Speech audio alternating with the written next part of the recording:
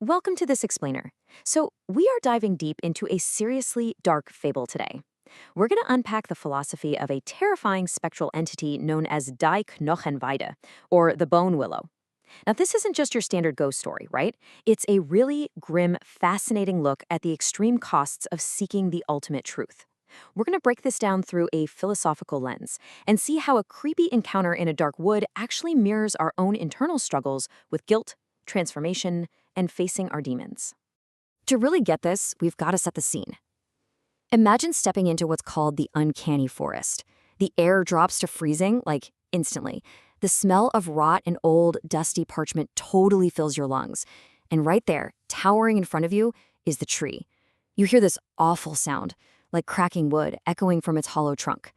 And then it speaks, in this dry, grating whisper. Another mortal drafts a map to ruin. You step on roots that grew from buried sins, seeker. Speak. What rot in your soul brought you to the bone? It's just incredibly atmospheric. It perfectly sets up this world where the landscape itself is literally built on human guilt.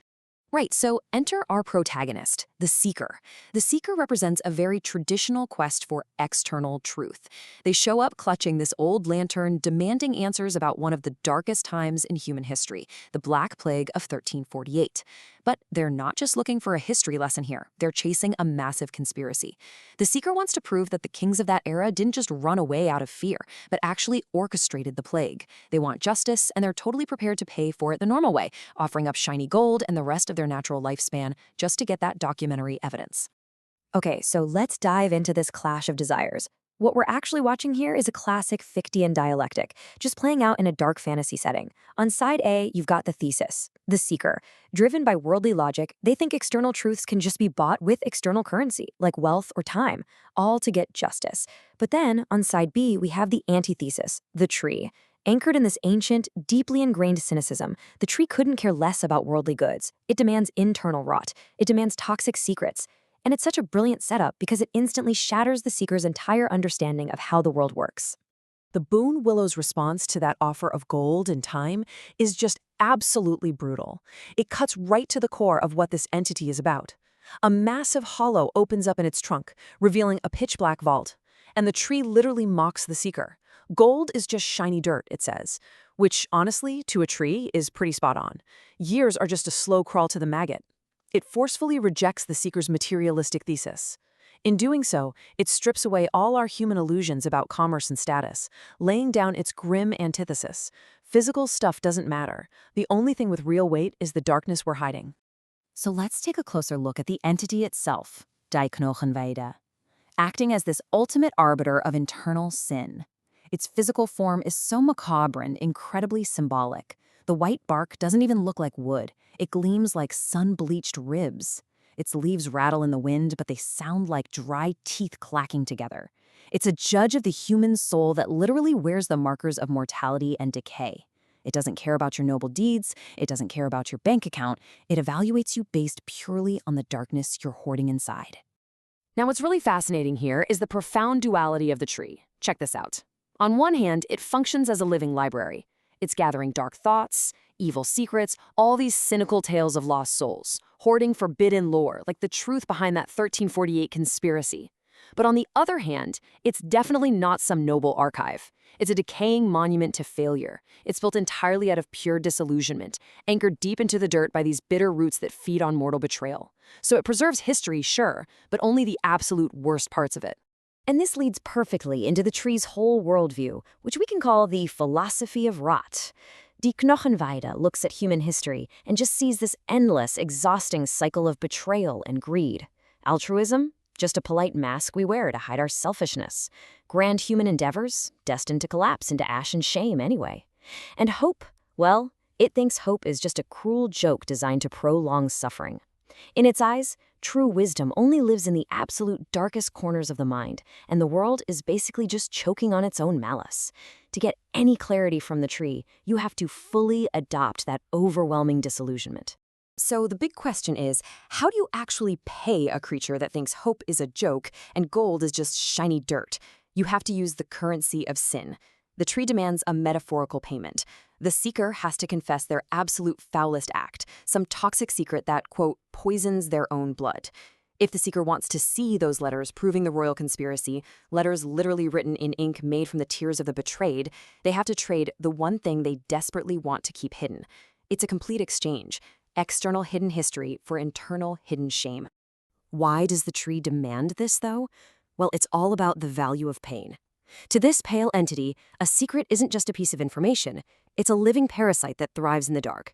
The bone willow values the sheer agony of the confession because pain acts as a solvent. It strips away all those comforting little lies we tell ourselves just to get through the day.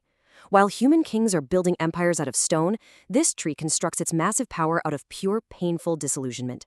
Every single agonizing confession fed into its hollow core literally strengthens those bitter roots. And here is where we hit the brilliant philosophical synthesis of our fable. The bone willow isn't just a creepy monster in the woods.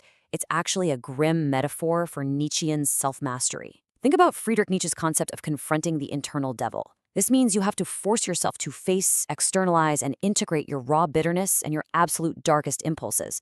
You literally cannot achieve profound personal transformation or true self-mastery while you're still suppressing the darkest parts of your nature. The tree is physically forcing the seeker to enact this brutal psychological process. Let's break down what this psychological roadmap actually looks like for the seeker, because it's not just a transaction. It's a full-blown ritual of total transformation. Step 1, you have to completely reject your old materialistic framework. Step 2, dig deep and confess your foulest act. Step 3, by handing that secret over to the tree, you're externalizing and integrating that dark impulse. You're not hiding from it anymore. And finally, step 4, only then are you truly capable of receiving the painful, external truth you came looking for in the first place. Ultimate external truth requires a radical, agonizing internal sacrifice. But wow, this Nietzschean synthesis comes with a massive psychological toll. I mean, this is a dark fable after all. The seeker gets what they want, but at what cost? They've permanently sacrificed a piece of their soul to that pitch-black vault. Just to survive the knowledge, they have to adopt the tree's absolute cynicism as their own worldview. They now have to walk around bearing the immense mental weight of the 1348 royal conspiracies. And honestly, perhaps worst of all, they have to live knowing that their own personal sin was used to nourish and strengthen the tree's bitter roots. They traded a poisonous secret for historical truth, and it leaves a permanent psychological scar. Which brings our narrative arc to its dark, inevitable climax. The vault opens. The tree delivers on its promise, whispering, "I have the ink made from the tears of the betrayed." The seeker takes the letters. The dialectic synthesis is totally complete. The seeker is no longer that naive individual who walked into the woods with a lantern and a bag of gold. They are changed forever. They are now armed with the dark mechanics of power. They know exactly how the gears of the world are greased by the elite, but in exchange, they've been drained of every last drop of hope. As we wrap up this explainer, I want to take this Fichtean synthesis and turn it directly onto you, because it's really easy to analyze the seeker from a safe distance, right? But imagine if you walked into that uncanny forest. You smell the rot, the old parchment. The bone willow looks down at you with those sun-bleached ribs and asks for the secret that poisons your blood. What would you have to confess? What is your internal devil? Think about what it would really take for you to open that vault. Thanks for joining me on this journey today. Until next time, keep exploring the shadows.